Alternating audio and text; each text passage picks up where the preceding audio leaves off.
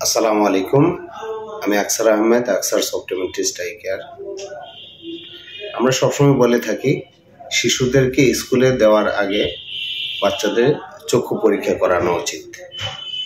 তাহলে বাচ্চাটা দূরে বস্তু দেখতে পাচ্ছে কি না, ব্ল্যাকবোর্ডে লেখা দেখতে পাচ্ছে কি না বোঝা যাবে, এবং কাছে বই পড়তে তার কোনো সমস্যা হচ্ছে কি না সেটাও বোঝা যাবে। সেই জন্য আপনার বাচ্চাকে চক্ষু পরীক্ষা করানো উচিত।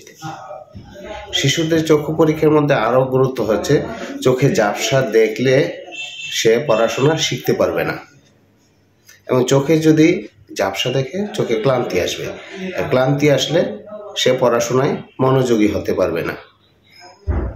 প্রাথমিক অবস্থায় যদি চোখে কম দেখে, ঝাপসা দেখে, তাহলে চোখের চিকিৎসা করলে এটা সহজেই সমাধান হয়ে যাবে।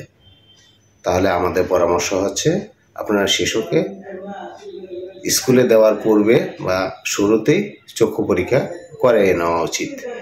ধন্যবাদ।